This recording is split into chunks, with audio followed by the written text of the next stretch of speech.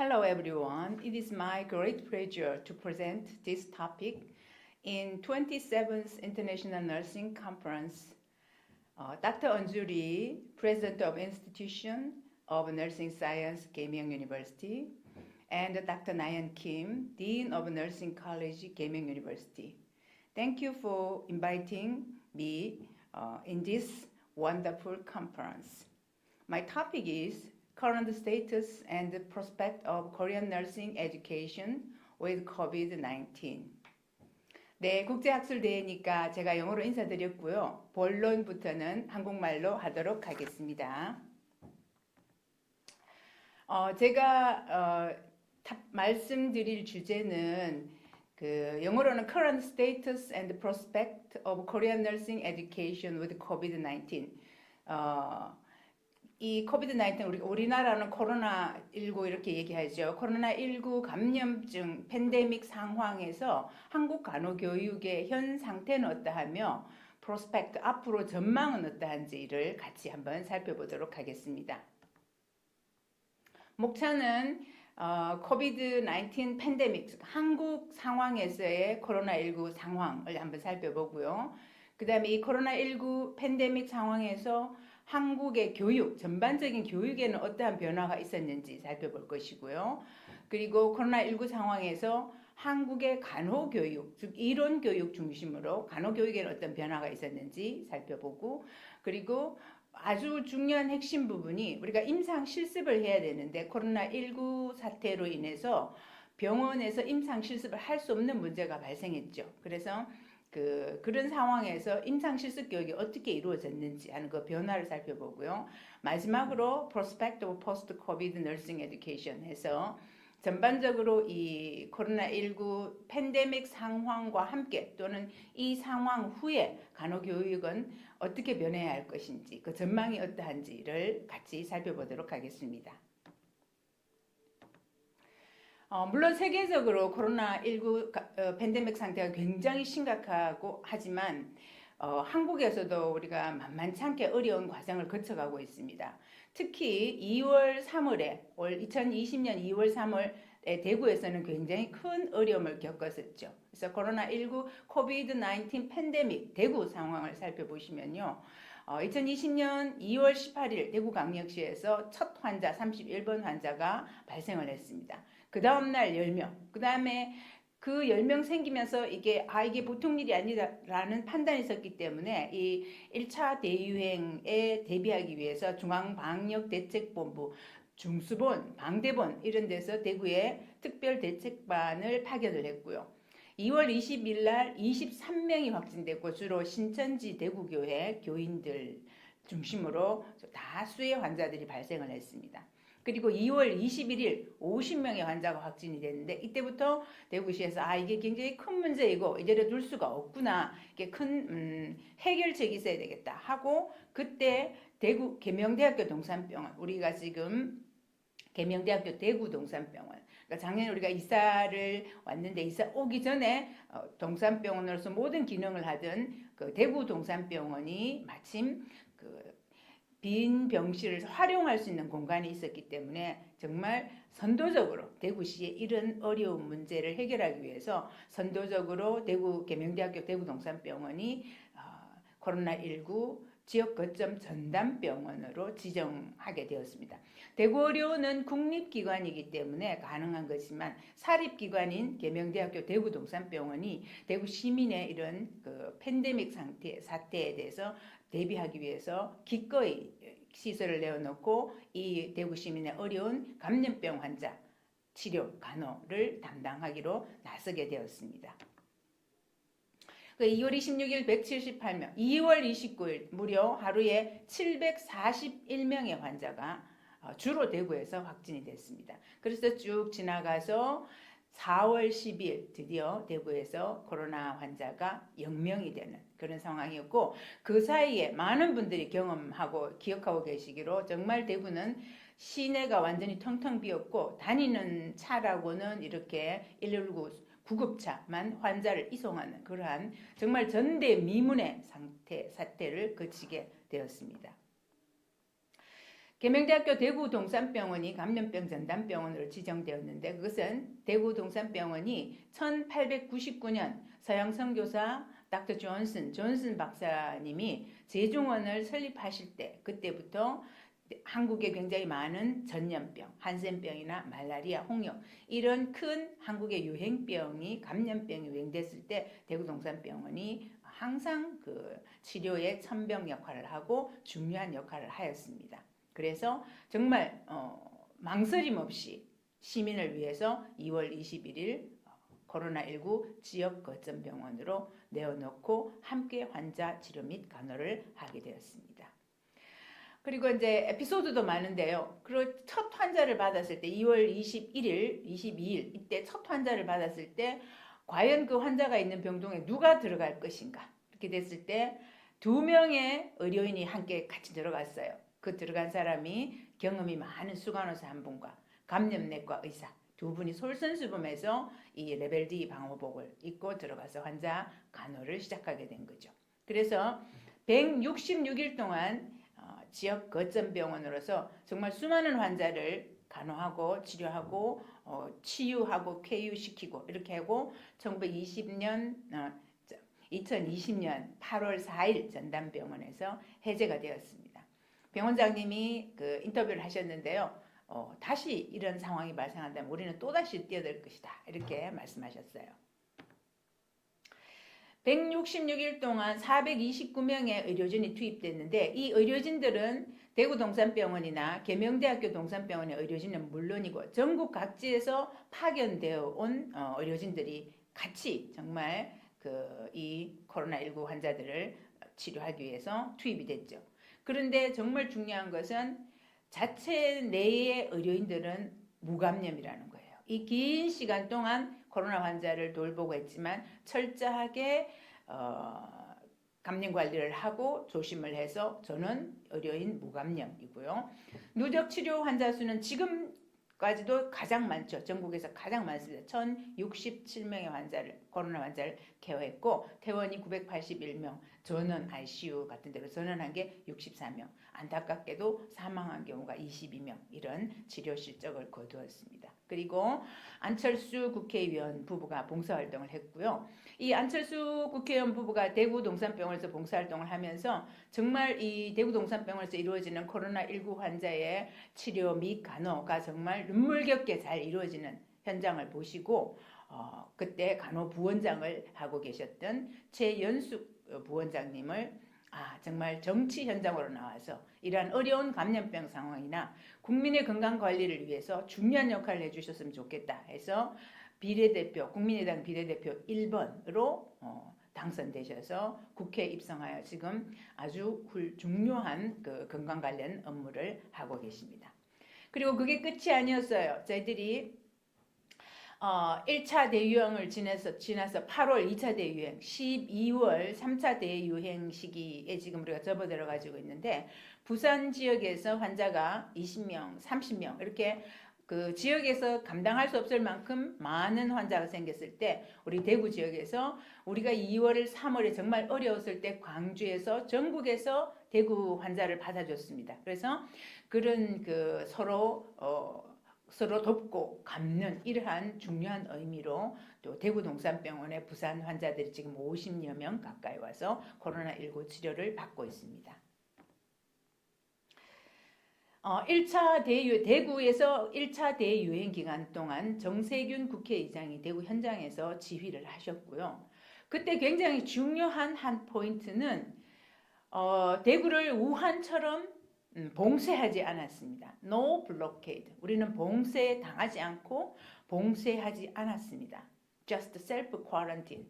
우리는 스스로 자가 격리를 통해서 그 어려운 상황을 견뎌내고 감염병을 극복해냈습니다.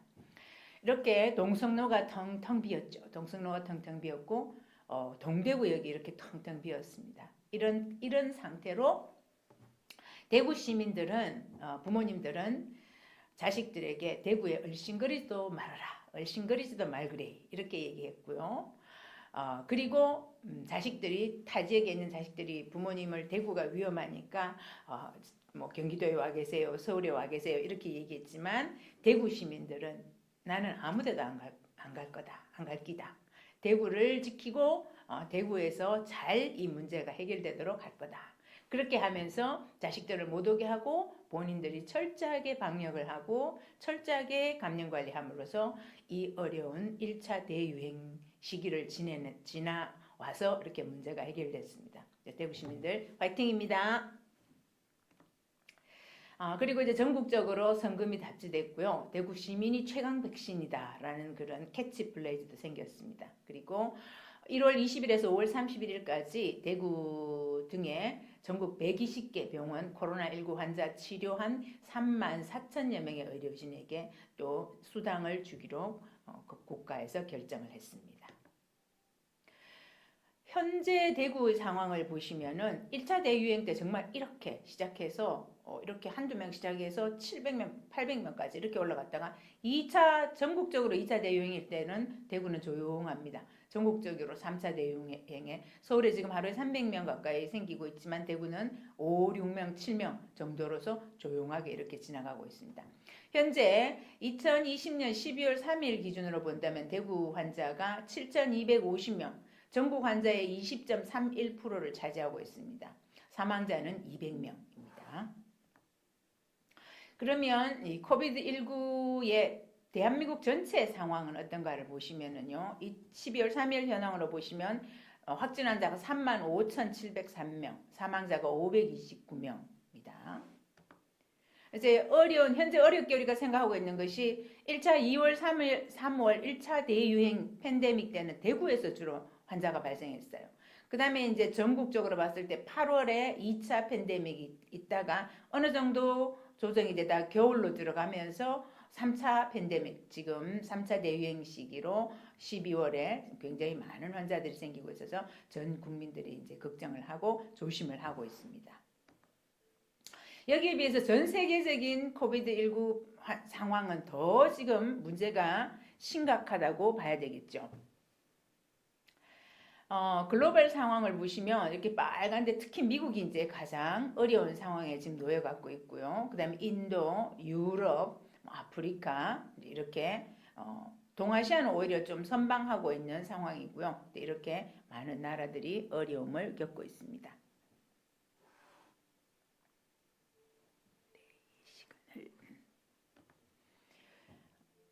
그래서 현재 6,400만 명, 대한민국 인구보다 훨씬 많죠. 6,400만 명이 감염이 되었고 149만 명, 대구 인구가 240만 명인데요. 149만 명이 코로나로 사망을 했습니다.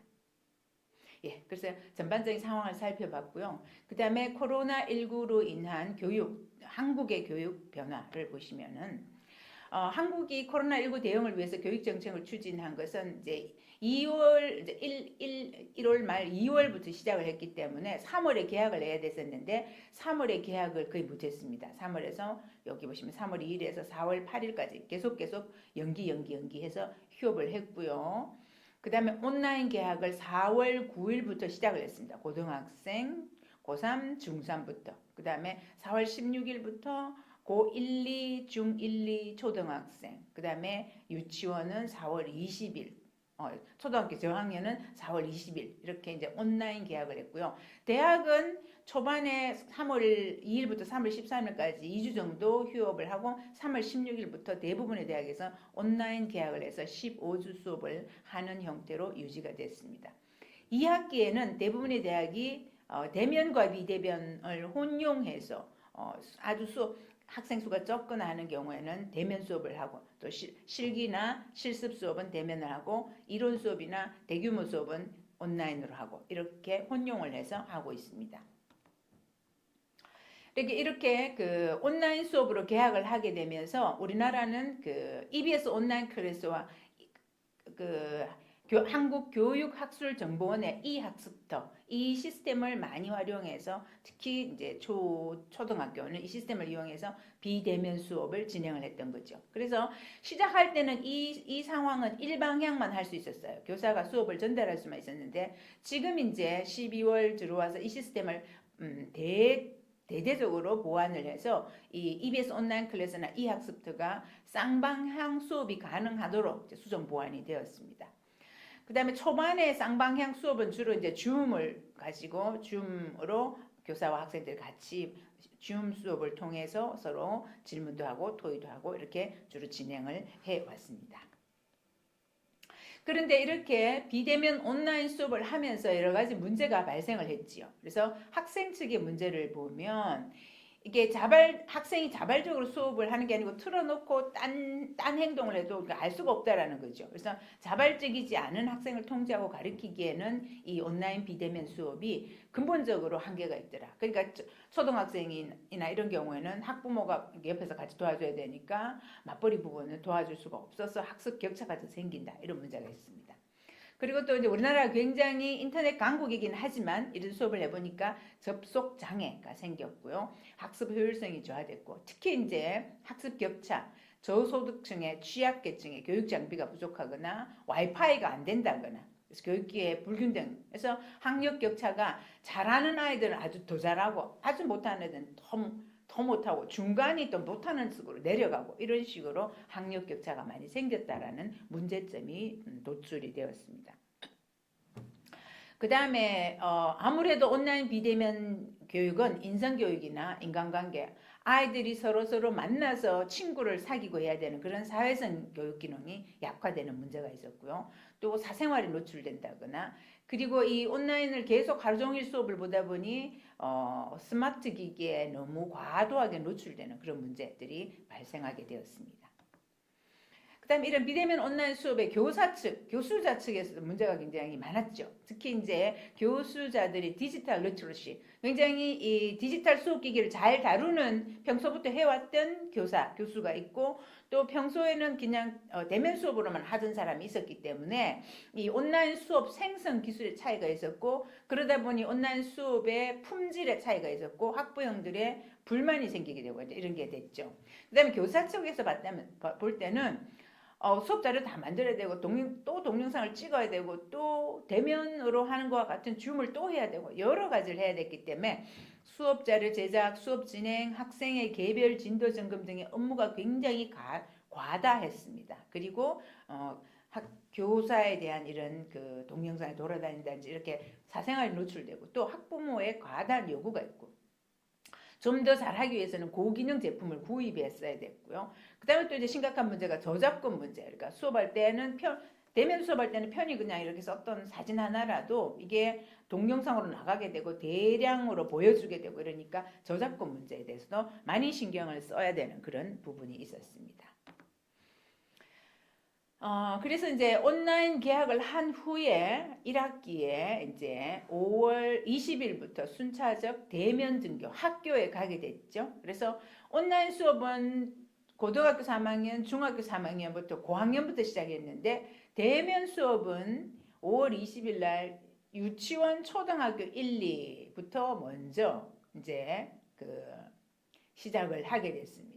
그러니까 유치원, 초등학교 저학년을 먼저 개학한 것은 유치원, 초등학생들이 질병에 걸릴 확률이 높아서 위험하다라고 생각했지만 우리가 코로나19 사태를 겪으면서 학교가 갖고 있는 아주 중요한 기능 중에 하나가 특히 초등학교, 중학교는 돌봄의 기능, 보살핌의 기능이 굉장히 학교의 기능 중에 중요하다는 것을 국민들이 인식하게 됐어요. 아이들을 학교에 보내지 않으니 그 돌봄 보살핌의 기능을 집에서 누군가가 해야 되니까 맞벌이 부부는 한 사람이 뭐 계속 휴가를 받거나 휴직을 하거나 이런 문제가 생기게 됐고요. 누군가가 와서 아이를 돌봐줘야 되니까 학교가 굉장히 중요한 돌봄과 보살핌의 역할을 했구나라는 걸 알게 된 거죠.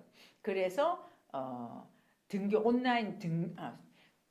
수업, 대면 등교 수업은 유치원과 초등학생부터 먼저 시작했다라는 것이고요.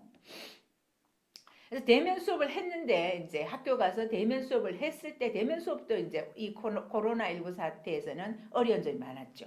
교사들이 학교 방역을 강화해야 됐기 때문에 교사의 업무가 수업을 준비하고 전부 다 대면이 아니었기 때문에 일부 대면, 일부 온라인이었기 때문에 온라인 수업도 만들어야 되고 대면 수업도 해야 되고 학생들 방역 관리도 해야 되고 개별 지도도 해야 되고 이렇게 교사의 부담이 굉장히 많아졌습니다. 그리고 학생들이 대면으로 학교에 오긴 왔는데 다 마스크 끼고 친구들이랑 얘기 못하게 하고 점심도 식당에 못 가게 하고 뭐 식당은 칸막이를 닫히고 이랬단 말이에요. 그래서 학생 대화를 차단했고요. 학교 급식이 중단돼서 그 모든 식재료들이 다 그냥 썩어 나가게 생겨서 최근에 이 식재료 농산물 꾸러미를 이제 또 학부형을 선별해서 집으로 보내주는 이런 프로그램도 하고요. 그래서 아까 말한 대로 블렌디드 수업을 했기 때문에 온라인 수업 준비도 해야 되고 오프라인 수업 준비도 해야 되고 교사의 부담이 굉장히 많아진 것. 이것이 대면 수업에서 하나의 문제가 되었습니다. 그래서 전반적으로 한국에서의 코로나19 사태에서 교육이 어떻게 진행됐는가. 먼저 휴업을 했다가 그 다음에 온라인 개학을 하고 그 다음에 대면 수업을 했는데 각각이 어떠한 문제가 있었고 우리는 어디쯤 가고 있는지 이렇게 살펴봤습니다. 자, 그 다음에 Changes in Nursing Education in COVID-19. 근데 간호교육은 그럼 어떻게 진행됐는가를 보시면은요. 간호학 이론 수업은 비대면 온라인 수업으로 1학기 때는 거의 이루어졌죠. 그래서 이론 수업은 대학의 일반 다른 수업과 크게 다를 바가 없었습니다. 그래서 실시간 화상 강의, 주로 줌을 통해 가지고 실시간 화상 강의를 하거나 그 다음에 뭐 PPT 강의나 여기 강의 동영상 사전 녹화는 이렇게 강의를 하는 것처럼 칠판 앞에나 서서 그냥 강의를 하는 거죠. 하는 것을 찍어가지고 그것을 이제 올려놓고 학생들이 원하는 시간에 보도록 한 강의 동영상 사전 녹화가 있었고 또 강의를 녹음하고 교환을 같이 보여주는 게 지금 우리가 하고 있는 이 수업의 방식이죠. PPT 화면을 띄워놓고 교수자가 옆에 이렇게 사진 동영상이 나오거나 또 PPT만 띄워놓고 목소리만 나오거나 이러한 형태로 강의 녹음을 하고 교환이 같이 나오는 형태거나 아니면 기존 매체로 이미 나오는 KOCW나 KMOOC나 또는 뭐 다른 데 있는 좋은 수업 자료를 보고 그 다음에 그걸 가지고 뭐 줌에서 토론을 한다든지 이렇게 할 수 있기 때문에 크게는 이 네 가지 온라인 수업 유형으로 수업이 이루어졌습니다. 그래서 대규모 온라인 공개 강좌를 이용한다 그랬는데 이게 이제 코세라든지 EDX라든지 유다시티나 무크나 OCW나 이런 것들이 있는데 이런 것들은 이제 굉장히 좋은 강의가 많이 있으나마 영어로 진행되고 있기 때문에 랭귀지 배리어가 있다라는 약점이 있습니다. 그래서 한국에서 지금 대학 교육에서 활용할 수 있는 대규모 온라인 공개 강좌는 KMOOC와 KOCW가 있습니다. KMOOC는 2015년에 시작됐다고 그러고 2019년에 116개 기관에 참여하고 있고 강좌는 868개인데 제가 들어가 봤더니 간호학은 2개밖에 없어요. 쓸모 있는 게 별로 없더라고요. KMOOC는 전 세계적으로 굉장히 유명한 공개 강좌인데 한국에서는 크게 활성화된 것 같지는 않아요.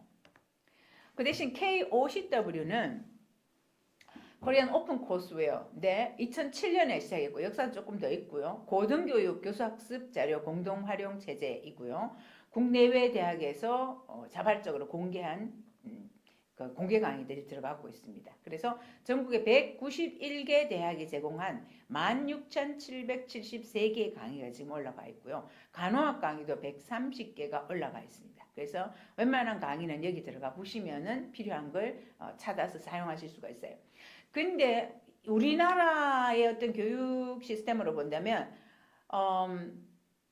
내가 무슨 간호연구 강의를 해야 되는데 이 강의를 KOCW에 있는 누구누구 교수 강의 듣고 난 다음에 그걸 가지고 내가 뭐 토론을 하자. 이게 지금 그렇게 되면 무슨 공개 강좌를 썼으니까 등록금을 도로 환불해라. 뭐 이런 문제에 다 걸리는 부분이 있어요. 그래서 타 공개 강좌를 듣게 하고 토론형 수업을 하게 하는 것도 아직은 퀘션 마크. 그 다음에 타 공개 강좌를 듣고 액션 러닝을 하게 하는 것도 뭐 이런 부분들도 크게 활성화되고 있지 않은 것 같아요. 그래서 어쨌거나 자기 교수가 자기 수업을 책임지고 하고 끝나고 난 다음에 또 어떻게 해야 되고 이런 분위기가 있는데 이러한 대규모 온라인 대규모 공개 강좌인데 굉장히 품질이 좋은 강좌를 어떻게 하면 적절하게 활용해서 그 부분이 커버가 되고 수업에는 더 질 좋게 할 수 있을까 이런 부분에 대한 고민이 있어야 될 것 같습니다.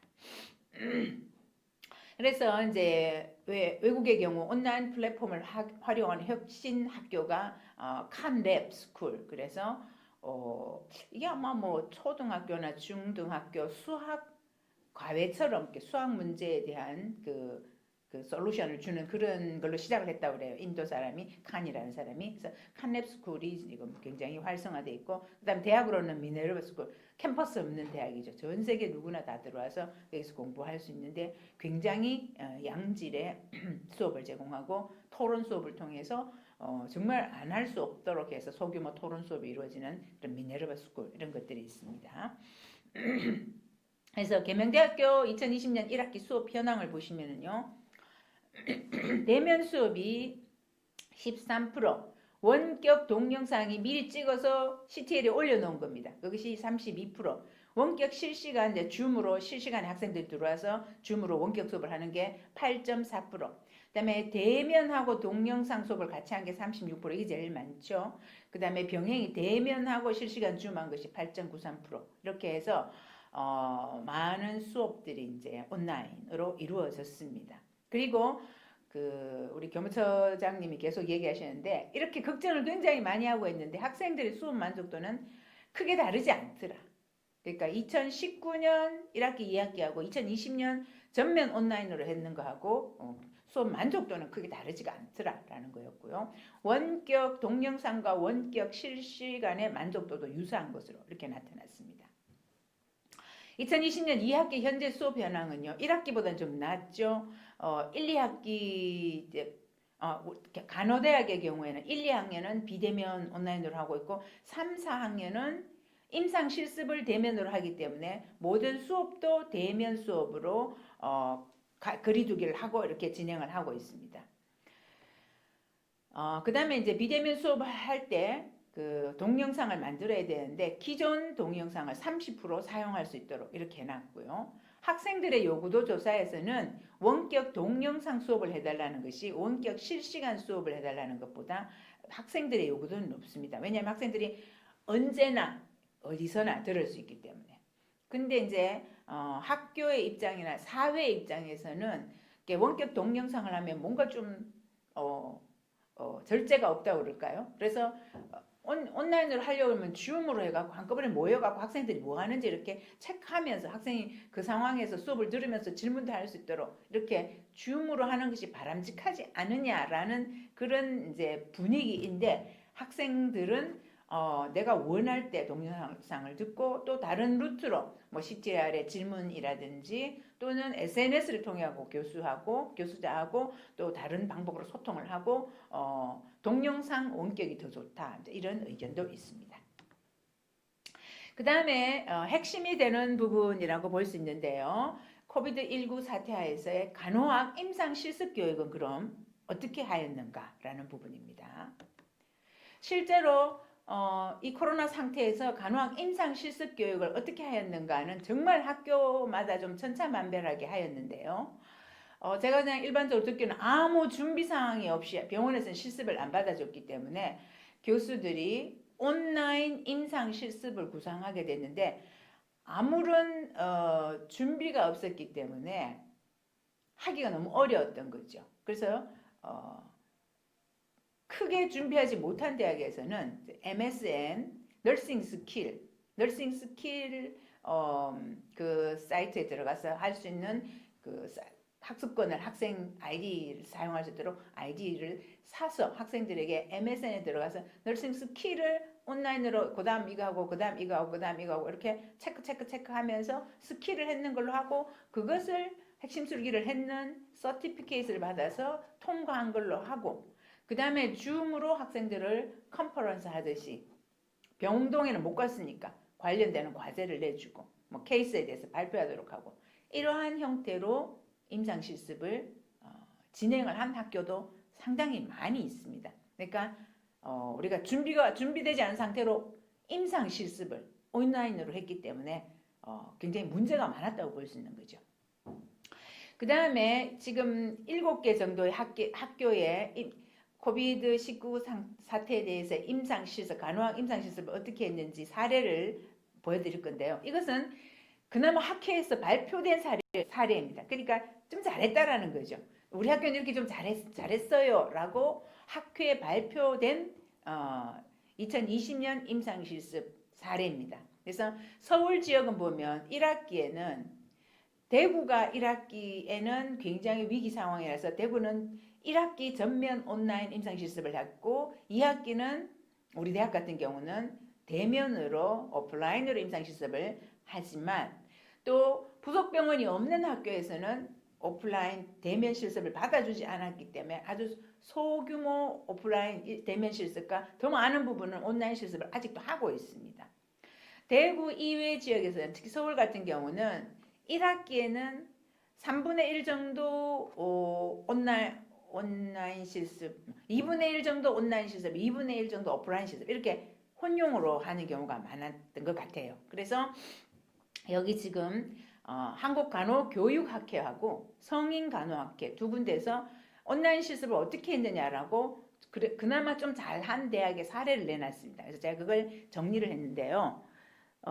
보시면은 경희대학교 임상실습교육 아동간호학이에요. 보시면 1학기 한 거예요. 대면 실습 3일, 비대면 실습 2일 이렇게 서울은 1학기에는 좀 괜찮았기 때문에 병원에 3일 보내고 이틀은 병원에 안 보낸 거죠. 그래서 병원에 보내지 않은 비대면 실습 동안에 어떤 실습을 했느냐 했을 때 V심 버추얼 시뮬레이션 하고요. 그 V심 이제 그 이용권을 이제 사서 이렇게 한 거죠. 그리고 엘서비어의 V심이고 그 다음에 시뮬레이션, 그 시험은 제일 마지막에 시뮬레이션, 하이 피델리티 시뮬레이션을 이용해서 했고요. 사례 연구시키고 핵심 술기, 아동간호학에 필요한 핵심 술기를 실습시키고 강의하고 이런 식으로 구성했다라고 되어 있습니다. 상세한 내용을 한번 보시고요. 연세대학교 같은 경우는 성인간호학의 중환자 간호 실습을 대체 실습으로 했는데요. 중환자 영역별 실무자 동영상 강의, 그 병원에 근무하는 간호사한테 어떻게 해야 되는지 실무자한테 동영상 강의 하라고 그랬고요. 그다음에 기존 퍼블릭 동영상이나 웹자료나 출판물 같은 거 공부하도록 제공했고요. 그 다음에 이제 여기 보시면 중환자실 핵심 술기 A라인, 센트럴라인, 소환관체 이런 것은 실습실에서 랩 실습을 시켰고요. 그 다음에 또 저는 이거 참 잘했다고 생각했어요. 실제 병원이나 또는 회사에서 벤틸레이터를 대여해 와서 학생들이 벤틸레이터 그 세팅도 하고 벤틸레이터에 모의 실습을 하도록 이렇게 해준 거예요. 이렇게 하고 그 다음에 하이 피델리티 시뮬레이터를 가지고 시뮬레이션 실습하고 디브리핑하고 사례 연구도 하고 그래서 상당히 알차게 외부에 가서 이렇게 학생들이 랩에 올 수 있었기 때문에 학교에 올 수 있었기 때문에 이렇게 한 거예요. 예를 들어 대구의 계명대학교 같은 경우는 1학기에는 학교에 학생들이 못 왔어요. 집에만 있었어야 됐어요. 그러니까 전면 온라인으로 해서 이런 경우는 일부 온라인, 일부 랩 실습, 학교에 와서 하는 실습 이렇게 이루어진 거죠. 그 다음에 서울대학교 같은 경우는 서은영 교수님이 VR, 버추얼 리얼리티 기구를 이렇게 개발하셨대요. 이렇게 개발해서 버추얼 리얼리티를 이용한 실습을 했고요. 그 다음에 중앙대학교는 온라인 대체를 65%, 35%는 임상 실습을 가고 65%는 온라인으로 한 거예요. 보시면 핵심 기본 간호술 동영상 보고 그 다음에 교과목 연계된 너싱 스킬. 이 교과목 연계된 너싱 스킬은 새로 찍은 거죠. 아동이면 아동 스킬, 성인이면 중환자실이면 중환자실 스킬 이렇게 찍은 거예요. 찍은 거. 그 다음에 단계별 핵심 기본 간호술 수행하고 자율학습, 사례 연구나 비판적 사고는 자율학습 시켰고 V심, 버추얼 시뮬레이션 그 회사 물건을 사서 뭐가 나오면 그 다음 학생이 답할 수 있도록 V심하고 그 다음에 교수 학생 활동 집단회를 하도록 이렇게 짰어요. 그래서 이게 중앙대학교에서 강조한 것이 우리가 중앙대병원하고 협력해서 실습 동영상을 이렇게 몇 개인가요? 12개, 17개 이렇게 분야별로 찍어가지고 학생들에게 제공했다 이렇게 얘기했고요. 그 다음에 부울경, 부산, 울산, 경남입니다. 여기는 어느 학교의 사례라기보다는 발표하신 분이 저 부울경의 여러 학교의 임상 실습, 대체 실습에 대해서 이제 자료를 수집해 봤더니 대면 실습도 했고요. 대면 온 것은 핵심 기본 간호사를 연습하고 시험 치러 왔고 동영상 시청했고 온라인 교육 컨텐츠로 MSN 너싱 스킬하고 V심 구입했죠. 학교에서 구입해서 사용했고 시뮬레이션 실습 하이피델리티로 시뮬레이션 실습했고 추가 술기로 ICU 같으면 인투베이션 환자 모니터링 이런 걸 했고 그 다음에 케이스 베이스드 러닝이나 팀 베이스드 러닝 이런 걸 하고 가상 환자 사례 분석했다 이런 실습을 온라인으로 또는 일부 랩으로 실습실 실습으로 하였다라고 그랬고요. 그래서 그 중에 불경 발표 자료 중에서 교내 대체 실습의 실제 그래가지고 한 학교에 사례를 내놨는데 정확한지는 모르겠지만 제가 동아대학교가 아닌가 이렇게 생각하고요. 이게 응급실 실습인데 응급실 OT를 시켰고 응급실 시뮬레이션을 하이피델리티 시뮬레이터나 웹 베이스드 시뮬레이션, 모바일 어플리케이션, 또 드라마를 이용한 ACLS 가이드라인 적용 평가, 그다음 추가 응급실에 필요한 인투베이션, CVP 측정, 혈액 확정 모니터링, 중환자 간호 술기 시연 이런 것들을 실습을 했다 한 걸로 발표를 하셨고요.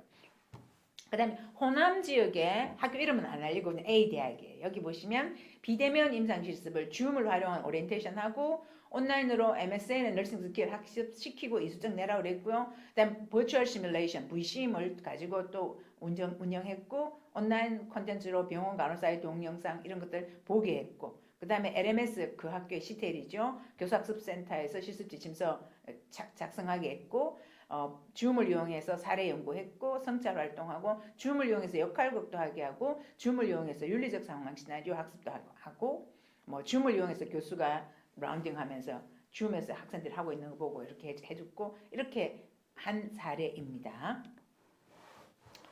시간표고요. 그 다음에 이제 우리 계명대학교 간호대학에서는 지난 1학기에는 완전 온라인 임상실습을 했습니다. 학교에 오지도 못했고요. 완전 온라인 임상실습을 해서 저희들이 오전에는 병동 오리엔테이션이나 교육 동영상, 지식에 관련되는 거 먼저 보여줬고 그 다음에 이제 그 공부했는 소감을 쓰게 했고요. 오전 타임 2에는 이게 핵심 되는 거죠. 원격 실습 동영상으로 학생이 실습 때 꼭 필요한 라운딩이라든지 인수인계라든지 투약 준비라든지 실제 투약이라든지 이런 것을 원격 실제 간호사가 그 병동에서 하는 것 그대로 동영상을 찍고 학생이 그것을 리턴으로 자기가 스스로 대체 실습을 집에서 이렇게 해보고 그걸 동영상을 찍어서 과제로 제출하는 이런 실습 과제가 있었고요. 오후 타임에는 V심을 활용해서 임상 문제 해결 역량을 강화시켰고 V심에 대한 토론을 하고 수강 결과지를 내도록 했습니다. 그 다음에 오후 마지막에는 팀 토론을 통해서 케이스 스타디를 하거나 의사소통 문제라든지 윤리 문제 같은 것을 토론하도록 이렇게 진행해서 매일 이런 형태로 해서 2주간 성인간호학 임상실습을 했습니다. 그래서 원격 실습한 것은 환자 인수인계, 입원 간호, 라운딩, 환자 신체 검진, EMR 조회, 간호 기록 이런 것들을 이제 주제별로 임상에서 원격 실습하는 것을 임상 간호사가 찍어서 그것을 보고 학생들은 집에서 그걸 보고 그대로 따라해보는 실습을 하게 했습니다.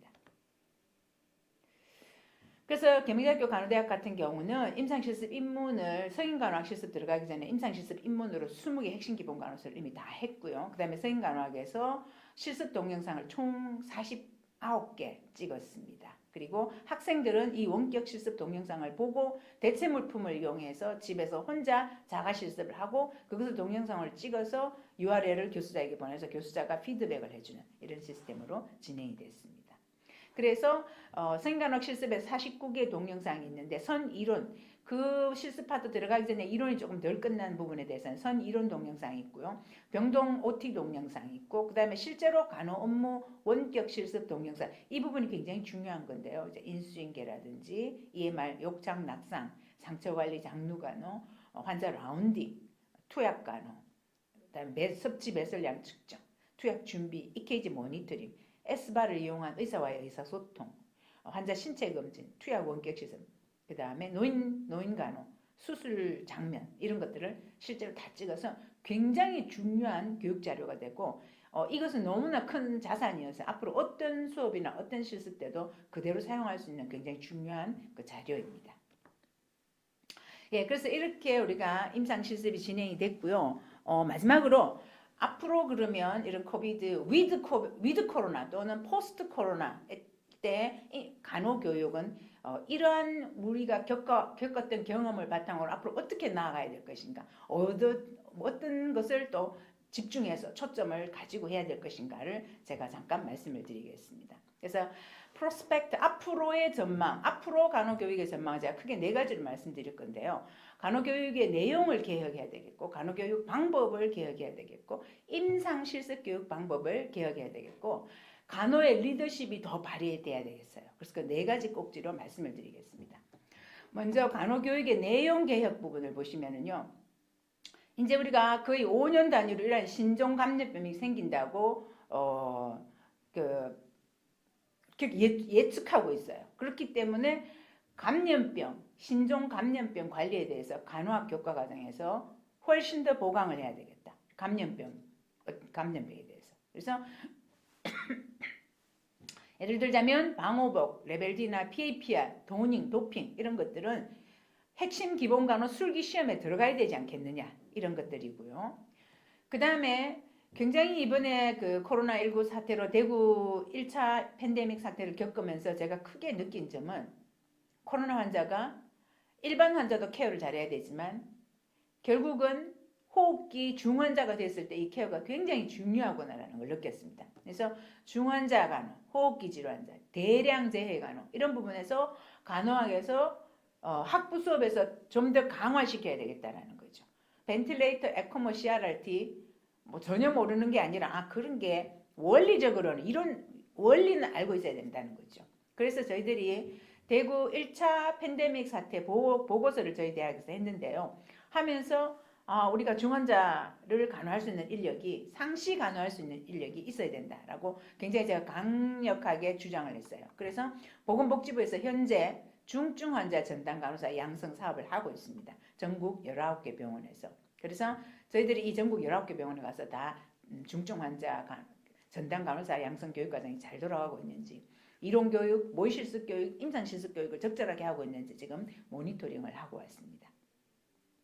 그 다음에 간호교육에서 앞으로 IT 테크놀로지 이렇게 온라인 교육이 되게 되고 또 케어러 로봇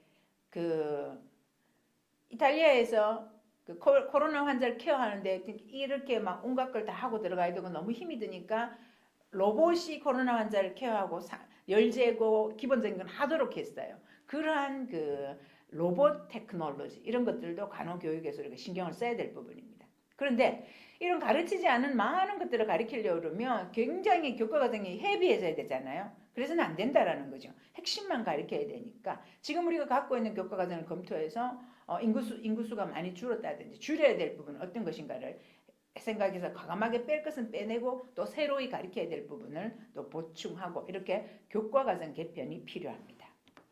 그다음 두 번째 교육 방법 개혁인데요. 에듀테크, 이제 에듀케이셔널 테크놀로지, 이러닝, AI, VR, AR, IoT, 용어도 생소한 이런 것들이 결국 우리가 온라인 교육을 하는데 다 들어오게 되는 거죠. 앞으로는 실습하는 데 있어서 온라인으로 실습하게 되면 이런 VR, 버추얼 리얼리티를 가지고 바로 내가 경험하는 것처럼 하면서 실습 교육을 해야 됩니다. 그죠? 그래서 교수가 미래형 수업 역량 강화를 시켜줘야 되고 원격 수업의 공공 플랫폼도 고도화해야 되고 학생이 지금 액티브 러너로 바뀌어야 됩니다. 수동적인 학생이어서는 안 돼요. 그다음 프로페서는 무조건 가르쳐주는 사람이 아니고 퍼실리테이터, 학생이 학습을 잘할 수 있도록 촉진시키는, 동기 유발시키는 이런 사람이 돼야 되고요. 그러면서 학습자와의 온라인이라고 해서 멀찍함이 있으면 안 되고 소프트 터치할 수 있는 방법을 많이 구상을 해야 되고요. 그 다음에 간호교육에서의 플랫폼을 구성하고 네트워크를 연결하는데 누가 간호계의 미네르바 스쿨이 되느냐, 칸랩이 되느냐 굉장히 중요합니다. 저는 계명대학교 간호대학이 이렇게 해줬으면 좋겠어요.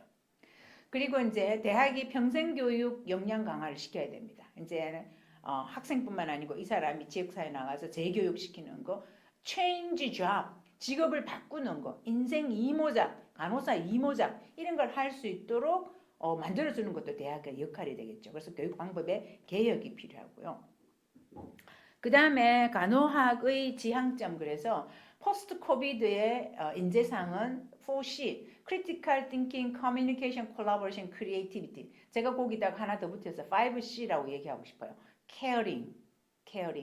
우리가 코로나 환자들이 코로나를 앓고 난 다음에 굉장히 후유증이 많고 이래도 굉장히 뭔가 차별당하는 이러한 느낌, 그런 것들이 있어요. 그래서 케어링까지 이제 들어가도록 이렇게 해줘야 되고, 이거 자세히 들여다보면 간호학에서 다 했던 거예요. 간호학에서 하지 않은 것은 크리에이티비티입니다. 하지 않았던 건 좀 그렇고요. 적게 했던 게. 그래서 우리가 앞으로 크리에이티브 널스를 키우는데도 관심을 가져야 될 것 같고, 또 자기나 자신을 케어링해서 해피 너스가 되도록 교육할 때 있어서 지향점으로 삼아야 될 것 같습니다. 그리고 코로나19 사태로 인해서 간호사에 대해서, 간호학에 대해서 사회적으로 인정받는 기회가 됐습니다. 신종감염병의 최전선의 전사다. 굉장히 수고하고 애를 많이 쓰고 힘든 일을 하는 전문직이다라는 인식을 국민들이 하게 됐어요. 이 기회에 간호직이 정말 더 국민을 위해서 봉사하면서 인정받을 수 있는, 사회적으로나 월급이나 대우나 모든 면에서 인정받을 수 있는 그런 기회가 돼야 될 것 같고요.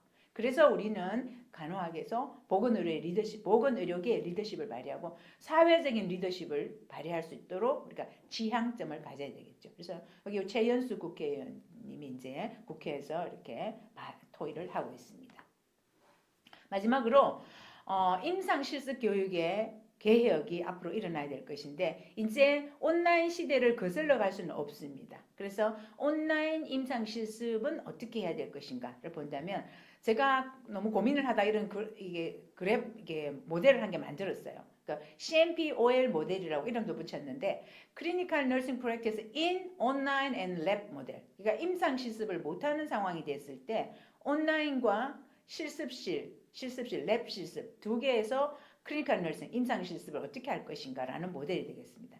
그래서 이 모델은 보시면 우리가 임상 실습에서는 카스를 다 습득을 해야 된다. 카스, K knowledge, A attitude, S skill이에요. 임상 실습에서는 이 카스를 다 습득해야 되기 때문에 임상 실습 시에 필요한 knowledge, clinical knowledge와 critical thinking, problem solving knowledge예요. 이것은 약간 낮은 단계의 지식이고 이것은 높은 단계의 지식이라고 볼 수 있죠. 이렇게 지식을 있고 스킬이 있고 애티튜드, 태도가 있는데 이 세 가지를 임상 실습에서는 다 습득을 해야 되니까 1단계에서는 스킬 습득하는 데는 핵심 기본 간호술이나 MSN 간호술기 동영상을 보거나 연습하거나 그 다음에 크리티컬 날리지는 병동 오리엔테이션, 크리티컬 띵킹은 임상 간호 문제 사례 분석, 태도는 의사소통이나 윤리적인 사례 분석 이런 걸 통해서 하고 2단계에서는 그것을 좀 더 심화시켜야 되겠죠. 그래서 VR, 버추얼 리얼리티나 부서별 간호 동영상이나 3D 시뮬레이션을 통해서 실습을 해보게 하고요. 그 다음에 클리니컬 날리지는 병동 간호, 질병, 진단, 치료 이론적으로 공부하게 하는 거고요. 그 다음에 크리티컬 띵킹 하는 것은 VCM을 가지고 하거나 사례 연구를 해보게 하고요. 2단계에서 그 다음에 애티튜드는 의사소통이나 법적 윤리적 협력 조정을 사례 연구해 보도록 합니다. 그래서 이걸 한 다음에 3단계에서는 이 모든 것을 다 포함한 하이 피델리티 시뮬레이션을 통해서 통합을 하도록 해주고 또 SPCPX 스탠더다이즈드 페이션트 표준화 환자를 이용한 임상 수행 시험을 가지고 이 전체적인 상황을 평가할 수 있도록 가지고 SBA 의료인 간의 의사소통 Situation Background Assessment Recommendation 의료인 간의 의사소통을 SBA를 이용해서 잘 할 수 있도록 평가를 하도록 이런 3단계까지를 거치면서 온라인과 랩으로 임상실습을 할 수밖에 없을 때는 이런 것을 잘 조직을 해서 임상실습 교육을 계획을 하시면 좋을 것 같습니다. 그래서 이 27회 국제 간호학술 대회에서 이 코비드-19 시대를 준비하기 위해서 임상과 교육에서는 어떤 준비가 필요한가가 있는데 제가 한국의 코비드 상황과 한국의 교육에 어떤 변화가 있었는지와 간호학에서의 이론교육, 실습교육의 현황은 어떠하고 앞으로 간호교육의 내용, 교과과정 변경, 그다음 간호교육 방법의 온라인화를 위한 에듀 테크놀로지, 그다음에 간호 지도력의 더 확산, 그리고 임상실습을 온라인화했을 때 어떤 모형으로 했으면 좋겠다. 이런 부분들에 대해서 말씀을 드렸습니다. 수고 많으셨습니다. 감사합니다.